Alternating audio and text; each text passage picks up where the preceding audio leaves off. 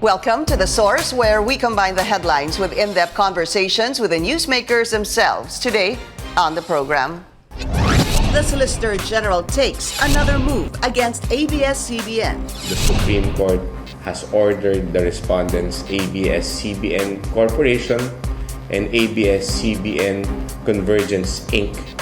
to file their respective comments to the motion filed by the Office of the Solicitor General, asking the Supreme Court to stop the network from discussing the petition to nullify its franchise.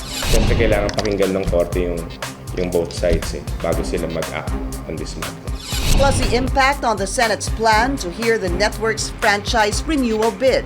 Paano natin malalaman ang katotohanan kung hindi makakapagsalita yung mga yon? And cable operators opposing ABS-CBN's franchise renewal.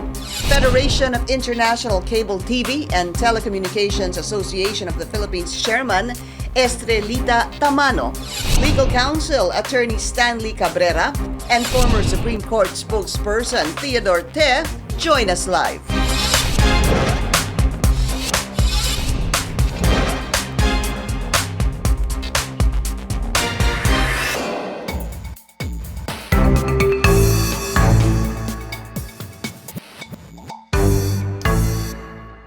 Thank you for joining us. I'm Pinky Webb. The government's top lawyer is not done with media giant ABS-CBN. Solicitor General Jose Calida slams ABS-CBN for propaganda videos, commentaries, and unsolicited opinions by its artists and other personalities. The government's top lawyer is now asking the Supreme Court to issue a gag order covering parties and persons acting on their behalf.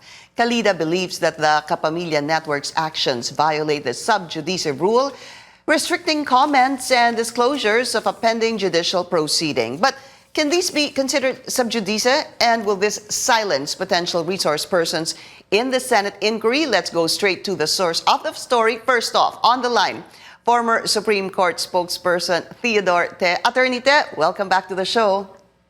Hi, Pinky. Morning. Thank you. Let's talk about this very urgent motion for issuance of a gag order to prohibit parties and persons acting on their behalf from releasing any statements discussing the merits of the co-warranto filed by ABS and ABS Convergence. Atty. Te, who constitutes parties and persons acting on their behalf?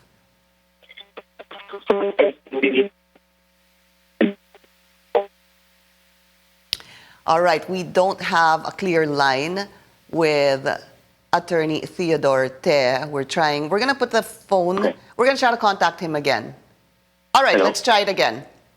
Hello? Attorney Te. Yeah. Okay, Yes. Attorney Te, Hi. let me ask you again my question. Yeah. I'm asking who constitutes parties and persons acting on their behalf? Yeah, Pinky, before I answer that question, I think you need to put this in perspective. The court has not yet acted on the petition. The court's last order was to require comment without giving due course. So there is yet, in legal terms, there is yet no case before the Supreme Court. The court has not yet decided whether it will take the case. That's the first. That's important to remember because the supposed sub judice rule is a rule that says that you cannot make a comment that will unduly influence or prejudice or impede or obstruct the administration of justice.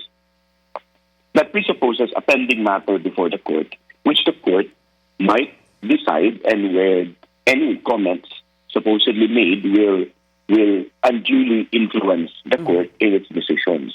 So I think it's a bit premature. That's the first. Second, to answer your question, Attorney Te, a bit yes, premature, or it's just simply premature? If you're saying basically that the Supreme Court has actually not taken cognizance of the case, because the Supreme Court just said ABS-CBN a reply within 5 days, which I think should be on 10 days. The Sol Gen was asking for 5 days, and I think that should end on Friday. So when we asked experts about this, they likewise said, hindi pa ito tinatanggap ng Korte Suprema, kung hindi, pinapasagot lamang ang ABS-CBN. Yes, that's true. Because of that qualification without giving due course. Because right after receiving the comment on the petition, the court can actually outrightly dismiss the case or remand the case to the lower courts because there are factual allegations that the Solicitor General's office has made which require a factual determination which would not be proper for the Supreme Court to handle. So, but to answer your question, yes, it is premature, but in the past, the Supreme Court has actually issued similar orders in cases where it has already decided to take on. That's why I said it might be a bit premature right now because the court has not decided yet to take on the case. Kumbaga, hindi pa namin tinatanggap yung kaso pagkatapos meron ng gag order. I guess what you're saying, sir, is paano naman dapat magkaroon ng gag order kung hindi pa namin tinatanggap ang kaso? Is that that's right. Sir? Okay. At yung premise kasi ng batayan na hinihingi ng Solgen for the gag order is under contempt powers of the court, Rule 71. We want to point out. I want to point out that the rules of court does not actually refer to a gag order. The basis is really Rule 71, which is the contempt power of the court, which is a broad power to punish people for any improper conduct which may indirectly or directly obstruct the administration of justice. Okay. So again, it presupposes that there's a case which the court wants to take on. Now, to answer your question earlier, sino yung party, sino yung related? Yeah. This particular instance provides contextually a very interesting situation because if it were a lawyer, hindi masyado problema yun. Nasabihan yung lawyer that under our rules, we're not supposed to unduly comment on a case. Alam na mga abogado yan. If it were any other party at hiningan ng gag order, posibleng sabihin ng court kasi hindi mo naman trabaho yun. Dito, ABS-CBN itself is engaged in the business of broadcasting, engaged in the business of journalism, engaged in precisely in that field of giving information to people. So it's very interesting because what the Solicitor General actually wants now is in advance of what he has asked for. Parang pinuunahan na niya yung judgment, pinapatigil na niya pagsalita na hindi pa naman nagagrant talaga yung petition niya, hindi pa nga nag-rule ang court. So if that is the case, Attorney Te, I'm assuming that the court should first take cognizance of the case before they even look into this gag order. Yes. Okay, that's the argument that you have. Yes. That's what you're saying. Yes, and just to round it out, banggitin ko lang siguro yung sinasabi ng karamihan na sub judice. Opo. Yung rule na yun. Well, that's of course a foreign concept. It comes from English common law, which says that this is a pending matter. Pero ang magiging problema kasi natin dito, yung ating batas, yung ating procedure, imported yung procedure natin . So, patse-patse yung pagka-import ng procedure from way back. And this was a procedure this was a concept that was imported. Pero, nung in-import natin to, kulang. Kasi wala yung jury. The sub judice rule is really intended as a protection for juries.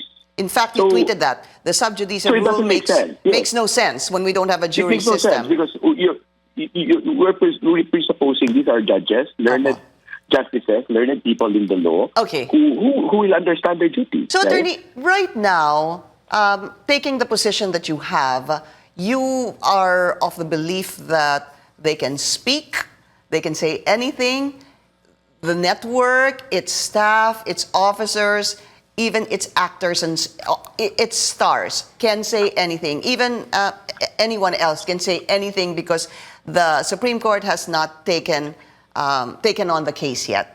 Tama ho ba? Yes, and the more important reason for that is because the Constitution protects it. Sorry, sir, hindi ko po...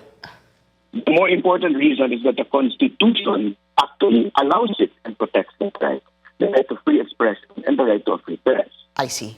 Okay. So, medyo mabigat yun. So, in terms of balancing, the court will have to balance the right of free expression, of free press, the right to broadcast, given that its franchise has not been revoked, engage in a legitimate business of giving information, allowing access to information, and the supposed dangers of undue comment. Yun yung titimbangin ng korte dyan pag halimbawa gusto niyang i-decide itong aspect na ito. Apo. So, I want to show some of what the supporters of ABS-CBN have been showing on social media as well, sir. Very recent is this ribbon. It's some sort of a ribbon that presupposes that they're standing for ABS-CBN and free press and the freedom of expression.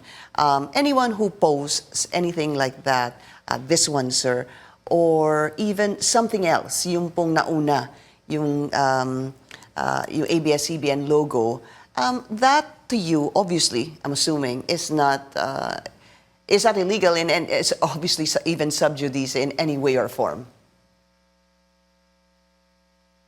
Sorry, hello? Yes, Attorney Te, I'm showing on air what the supporters of ABS-CBN have been posting on social media, such as the logo. Yeah, the ribbon. And then a ribbon, very recently, I think that came out a couple of days ago, the other day or yesterday, sir. These do not, again, I'm assuming for you, constitute the sub judice rule at all. Another difficulty of that sub judice rule is that it will depend on what is actually said. No? Content. It has to be based on content because the premise of sub judice is that it might unduly influence. Apo. But if they were just to post this ribbon, the ribbon with the ABS-CBN hashtag in the service of the Filipino, wala pong sabihin sa ilalim ng kanilang post. My opinion on that is hindi. Hindi yan paglabag. All right. No? Very quickly, Attorney Te, the Senate, through its chairperson, Senator Grace Poe, wants to look into the renewal of the franchise of ABS-CBN. How do you see that proceeding? That will happen sometime end of February, sir. I mean, this is a tug of war that's been artificially created because dapat in the first place sa Kongreso yan, no? Hindi pa ini-schedule ng Kongreso, pumasok itong COA-ranto, bringing in another branch of government. So tatlong branches lang po ang kasama dito, no? With half of the legislative being active. Now, the other half of the legislative branch is now active. Yung Senado, sabi nila, gagalaw kami kahit hindi pa gumagalaw yung Kongreso, no? And that separation of powers for you. And that's one more reason why the court, as the final arbiter, should perhaps err on the side of prudence, no? Because under the Constitution, meron tayong text boundaries that are being provided by the Constitution. When you talk about franchises, when you talk about granting and regulating franchises, that falls to Congress, no? And there is a process that is ongoing, and in that process, it is a public process. If the Solicitor General has the goods, if it, as it were, on ABS, right, then, there is no prohibition to him giving Congress those goods and, requesting to testify in Congress and present the goods in Congress. So, right? So, nangyayari dito, tug of war, artificially tug of war. And that tug of war has been created precisely by filing this case. But your opinion is, can the Senate proceed with hearing the franchise renewal? Isa pa yan because dapat nanggagaling sa Kongreso. Dapat nanggagaling sa House. I don't know what the dynamics are now. If Senate says we'll grant it, and yung Kongreso hindi magalaw. Okay, all right. So it's a story that continues to unfold. Attorney Te, I'm sure we'll be speaking to you some more. Maraming salamat po sa inyo, former Supreme Court spokesperson Theodore Te.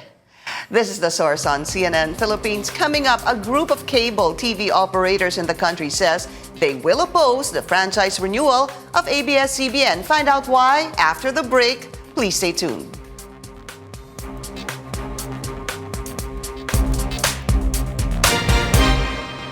You're watching The Source on CNN Philippines. A group of cable television operators in the country hits ABS-CBN for allegedly taking a shortcut in the approval of its franchise. The Federation of International Cable, TV and Telecommunications Association of the Philippines, or FICTAP, says franchise approvals usually take 5 to 6 years. But it claims ABS-CBN wants its multiple channels to be approved in a single franchise. FICTAP also says ABS-CBN should not offer pay-per-view services since its franchise was for free TV. Back in 2015, the National Telecommunications Commission ordered the network to stop offering pay TV on its TV Plus service, which offers multiple channels.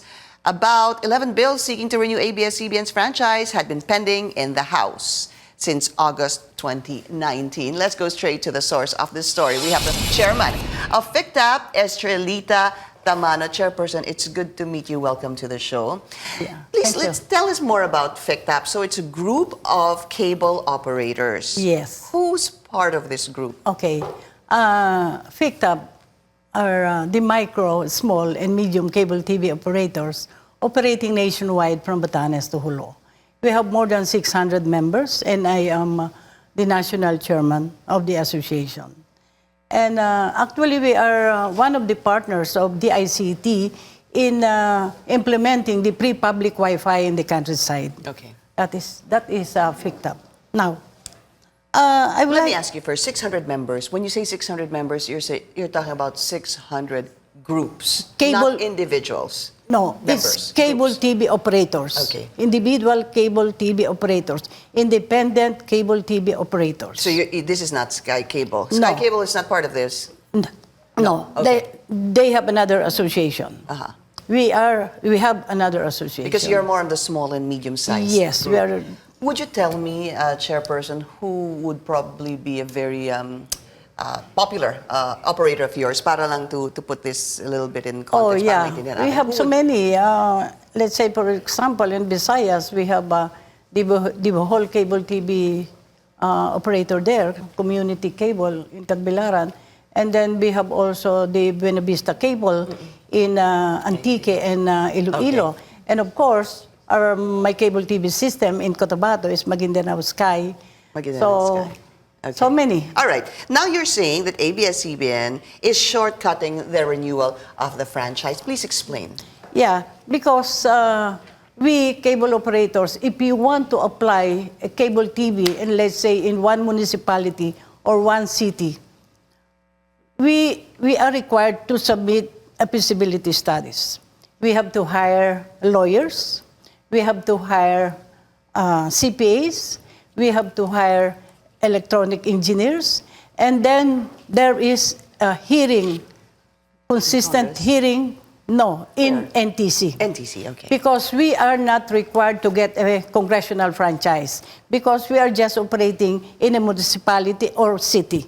So it is only a provisional authority that we are seeking from the National Telecommunications Commission. Okay. And normally, it takes us 5 to 6 years before NTC can release a cable TV system. 5 to 6 years. And then here comes ABS-CBN. They wanted to have a shortcut of applying. Actually, for your information, way back in 2014, during the 16th Congress, You oppose this. we already opposed the renewal of ABS-CBN. Why?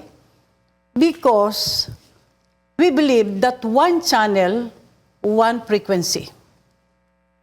It is in our law, one channel, one frequency. We're going to talk about that, Chairperson, after the break. But Okay. I want to go back to what you said, so that normally it takes 5 to 6 years to get a provisional authority from the National Telecommunications Company. Hence, you're saying that ABS-CBN, you're alleging, did some shortcuts. Why would it be the fault of ABS-CBN and not the NTC or the House, for that matter, whatever, if they got a franchise, if they get their franchise from Congress, and you're saying that cable needs to get from the NTC, Yes. why blame ABS-CBN if indeed it was shorter for them to get a franchise or a provisional authority compared to your cable operators? Okay, because they requested for a test broadcast on digitization. Because now we are analog, and then we're going digital. So on digital, the government choose ISDBT, which is a Japanese technology. Now, so they requested NTC for a test broadcast. A test broadcast, you should not make money on test broadcasts. And ABS-CBN has this black box, has this Mahiwagang black box. mahiwagang black box, and they included there, I think, 13 channels. 13 channels. And one channel, one frequency. What is the frequency of ANC? What is the frequency of MYX? What is the frequency of Jeepney TV? What is the frequency of Movie Central? What is the frequency of Asia Novela Channel? What is the Okay, frequency? they're 1 to 13. They're, Yes. Okay. And one they- after the other. But they only have one franchise, ABS-CBN. Hence, you're saying one franchise, Yes. one channel. One channel, it's in the law, one franchise, one channel. And it is against the law for every municipality or cities, there should only one radio station or TV station. All right. So we'll be taking a very short break. We'll be right back.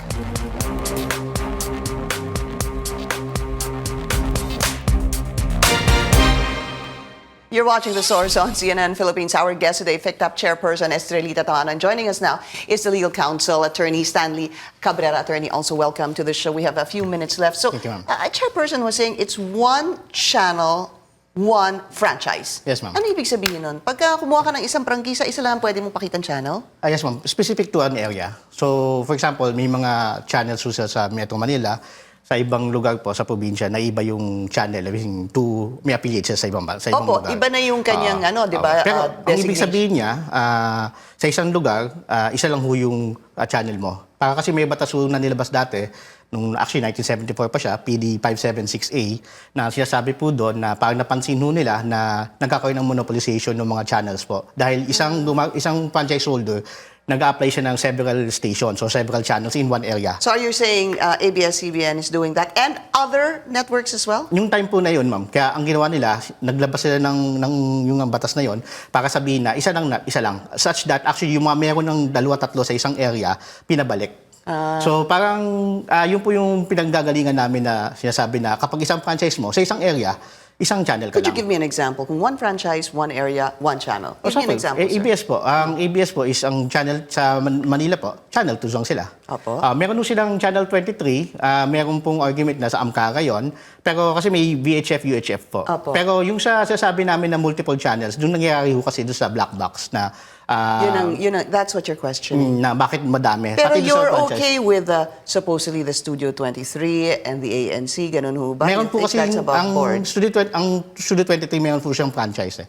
May naka-assign sa kanyang franchise. Si ANC po, cable channel po siya. So hindi siya gumagamit ng radio frequency. So hindi niya kailangan ng legislative franchise per se. Kailangan lang ng go signal from the NTC, tama Well, ba? kapag Provisional cable channel authority. po siya, dadaan mo siya sa cable TV operator. So yun po yung arrangement nun.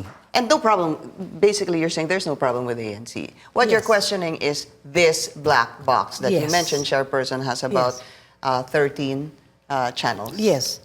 And then the pay-per-view. They're not supposed to make money on test broadcast. They are only on test broadcast. The mahiwagang black box that they are selling, they're not supposed to sell that because they are making the people as guinea pig. Guinea pig. They should not charge the black box because they are on test broadcast. Parang ginagawa nilang isang test ito ng publiko. Ganun pong ibig Yes. sabihin. They're testing the public. Yes, and now they're saying that they sold already 9 million black box. Opo. Imagine, for a test broadcast, for you to sell 9 million boxes is too much now. During the Mayweather fight, they advertise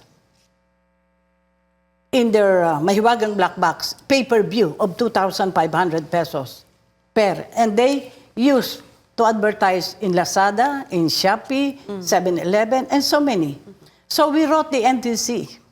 We said, why they are making money on the Opo. test broadcast? Opo. So the NTC issued them a cease and desist order. What year was Not- that again? I remember that was 2015. This was April 29, 2015. Okay. And the Mayweather fight was May 3, 2015. And ABS-CBN received on the same day of April 29 Opo. at 1:55 a.m. Now, following Sunday, they show Manny Pacquiao and Mayweather fight in spite of the letter of NTC. Aha. So, this is already a violation. Chairperson, why is that your problem and not the NTC's issue? Can you explain that Because it is affecting the cable TV industry. It is affecting the cable TV operators. to me? How so? How so? Because apply. We undergo the process, okay, ma'am. attorney, ano po? Because basically, ma'am, yung nabanggit to ni chairman kanina na mag-apply kami, 6 years, ganon. Sila, na-shortcut nila yung procedure. Just to clarify, may franchise sila, iba pa ho yung tinatawag na provisional authority. Yes. Kasi parang, just because may franchise ka, doesn't mean na pwede ka na mag-operate. Which Pwede kang dadaan sa chairperson was NTC. saying, yung franchise kasi galing yan Congress sa po. Congress. Congress, Si yes. provisional authority galing nga Sa siya sa NTC. NTC. Yeah, you Yes. very well explained a while ago. Yes, So, ma'am. I don't get, I hope you don't mind, why it affects your employees, chairperson. Pakipaliwanag po yun. Ano hong connection? Kasi parang sinabi niyo po doon sa inyong press release kahapon na kung 11,000 sa kanila ang mawawala ng trabaho, paano naman yung 20 or 30 thousand employees sa inyo? Tama Yes, ba yun? yes. Bakit? Wow. kasi nagpe-pay-per-view din sila. Kami lang yung authorized to collect pay-per-view. And so, they are up there, and then may pay-per-view sila. Opo. And dapat kami lang yung may Pinapayagan. pay-per-view. Kami lang ang pinapayagan because we are licensed. That is why when we complained to NTC, we had the hearing and they called Yeah. the lawyer of ABS-CBN. Then front there, and I asked him, why did you show the Mayweather fight in spite of the NTC cease and desist order? They said, we only receive it Saturday. And then the NTC Deputy Commissioner said, at least natanggap ninyo on a Saturday. Why show it on a Sunday? And then sabi sa akin ng lawyer, bakit? Kayo lang ba ang cable operator ang gustong kumita sa Pacquiao fight? Of course, because we are licensed and you are not licensed, you are illegal, I said. Hence your opposition. But then it Yes. brings me back, attorney and chairperson, to the NTC. If this was really an issue, as you alleged, that they went overboard, they did something not right or illegal, why didn't the NTC follow up on this alleged wrongdoing? Hindi ho ba? Yes. Yes. Sa akin po, yung... Okay. Ang nangyari po dito is that continuous naman po yung communication nila with the NTC. As a matter of fact, isa po sa mga attachment doon sa Quorum to Proceed na pinail Nandun naman yun eh. na ano is that yung 2019 naglabas na sabi na bawal yung CAS, Conditional Access System. So, nandun pa rin po yung action ni NTC. Attorney, in fairness to them. I wish we had more time. Yes, Chairperson, pasensya na po. Ubus na po It's tayo ng okay. oras. It's good to have you both on the show. Maraming Thank you. salamat po sa inyong dalawa. Thank you to FICTAP Chairperson Estrellita Tamano and Attorney Stanley Cabrera. Thank you for joining us here on The Source. I'm Pinky Webb. You're watching CNN Philippines.